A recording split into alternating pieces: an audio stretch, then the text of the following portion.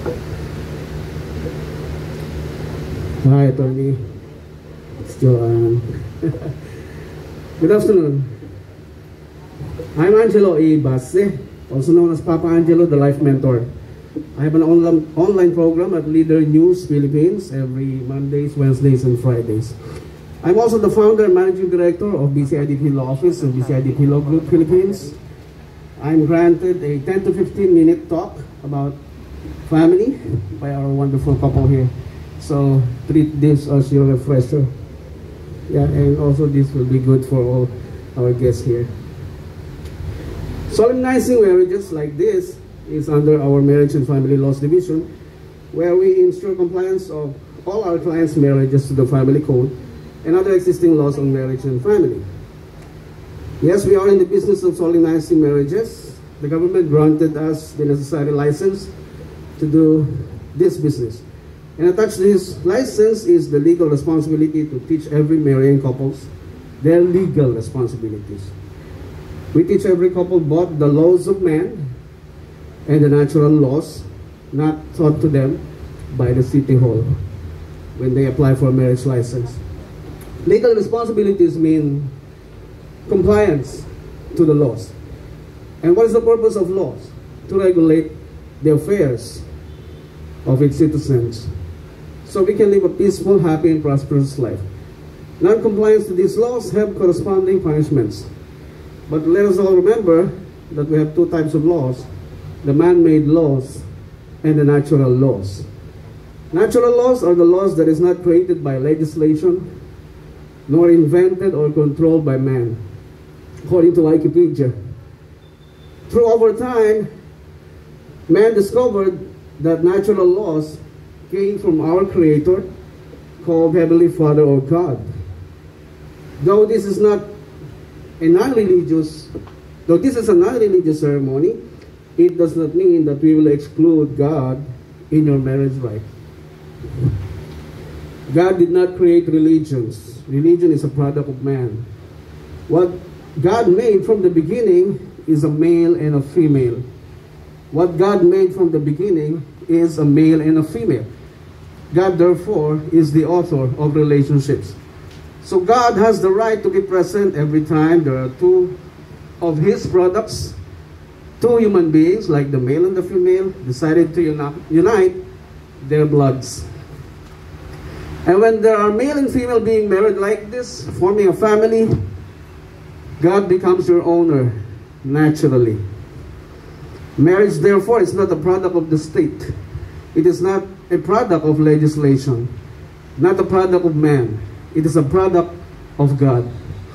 Marriage in Hebrew is called covenant. So when you enter into a covenant with God, whatever race or country you are from, God's natural laws automatically kick in whether you like it or not. These natural laws, when violated, has built-in punishments or consequences. You don't have to be brought to the courtroom with the judge to punish you when you violate these natural laws. For example, when you violate the law of gravity, you jump out from top of a building, the law of gravity performs its jobs naturally. When people destroy the mountains, the land, or the sea, it will naturally destroy us afterwards. Hindi ka na kailangan ireklamo sa korte when you violate natural laws. It instantly and literally destroys us, our relationship with our family, our spouse, our community. The built-in punishment go as far as the entire country, which we call social ills. We have very high statistics of broken marriages. Ask the OSG about it. We have an all-time high statistics of teenage pregnancy. We have very high statistics of violence against women and children, despite the passage of VAUSI law last 2004 or 17 years ago. Endless poverty, drug problems, crimes, all these emanated from the homes.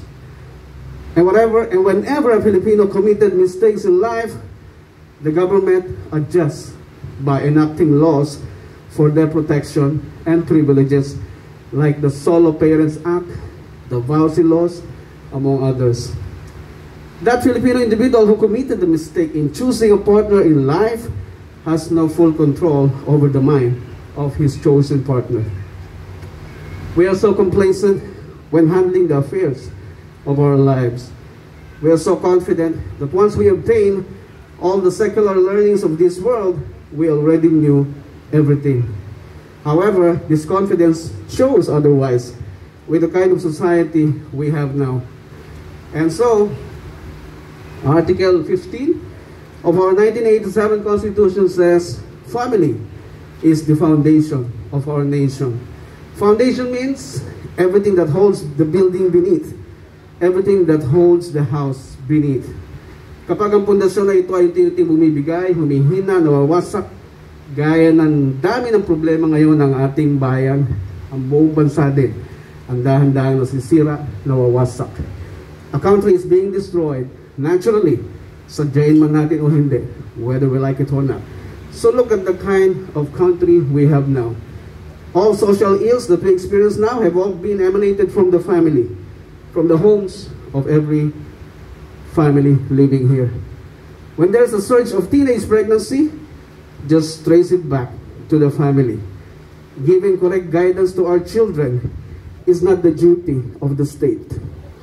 When there's a surge of crimes about passion, crimes about poverty, crimes about relationship, or other related crimes, just trace it back to the family. Giving correct guidance to these people involved is not the duty of the state. Ladies and gentlemen, let us all remember that marriage is not a product of the state. Marriage is our own product. After exercising our own will, our power to decide for ourselves. And this power to decide for ourselves is not even the product of the state. The state cannot even dictate to every human being to marry. There is no law requiring every individual to get married. Even God did not command Adam to make Eve his wife. It was Adam's decision.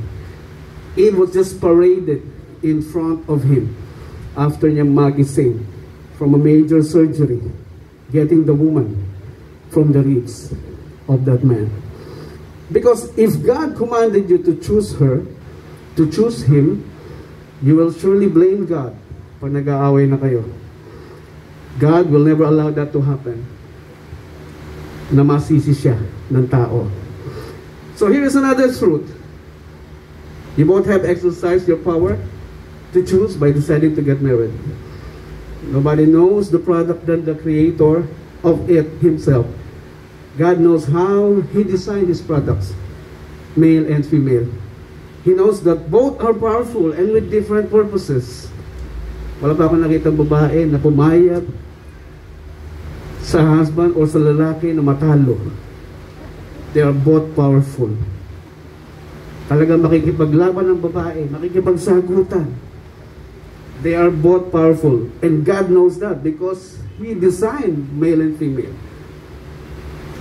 So just imagine why Vowsy cases are not reducing but increasing every year. And because God knows his product, male and female, to be both powerful, he instructed the woman, wives, submit and respect your husband. Sounds familiar to you? And because God instructed the woman to submit and respect to the husband, he instructed the husband to love your wife and do not be harsh to her. Sounds familiar also? The words of the king automatically applies the moment you entered into a blood covenant. Kasal man kayo o hindi.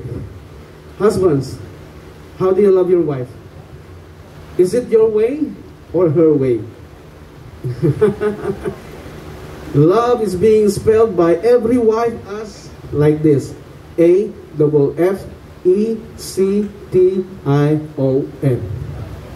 Affection. That's how the woman spells love. Wives, respect your husband and submit to them. How do you respect your husband? Is it your way or your way? Love is being spelled by every husband as R-E-S-P-E-C-T. Respect. Man-made laws tells us under Article 68 of Family Code that each of you has the right to be given love, honor, respect, trust by the other spouse. Kapag sinuway ng asawa mo ito, hindi mo maramdaman yung love, honor, and respect, yung trust, kaya mo bang pumunta sa court para magsumbong sa judge na hindi na ito ginagampanan ng asawa mo? Your Honor, can you issue an order directing my wife or my husband to continuously love me, honor me, respect me, trust me, etc., etc.? Can the court sheriff implement that? Looks like not. Kailan ang tamang panahon sa pagpunta sa korte para magsumbong at i-report ang asawang hindi na nagmamahal, hindi na nagrespeto sa'yo? I think lawyers can answer that. When you are about to dissolve your marriage, yun lang ang chance mo para lumapit sa court to dissolve your marriage. So when you don't feel any love, respect, honor, and trust anymore to your spouse, that's the time that you can only go to court. My marriage ka pa bang is the same when the feeling is gone? When the motivation to love, honor, respect, and trust each other is gone? My marriage ka pa bang is the same kapag sobrang nasaktan na sa ginawa ng asawa mo? Pag sobrang nasaktan ka na. Sa dami ng mga masasakit na salitang binigay ninyo sa isa't isa, sa dami na ng mga betrayal of trust at disrespectful acts na ginawa ninyo sa isa't isa, the consequences or the punishments are granted by the government of man kapag marami na ang damage na nangyari sa isa't isa, sa pamilya ng both sides, even to your community. In conclusion, ang batas ng tao, when violated, will only punish or give the other party a relief by dissolving your marriage. And this solution is offered after your family is already destroyed. Ang batas ng Diyos, when violated, ay sira na ang pamilya mo even before you seek relief from the laws of man. In other words, ang batas ng tao ay nag-o-offer ng solution kapag sira na ang pamilya mo. Ang batas ng Diyos ay nag-o-offer ng solution bago pa masira ang pamilya mo. So which laws would you like to govern your family now? Perfect marriage? Marriage made in heaven? It's your choice. The choice you made today shall be the kind of life you both want to be in the future. Thank you and congratulations.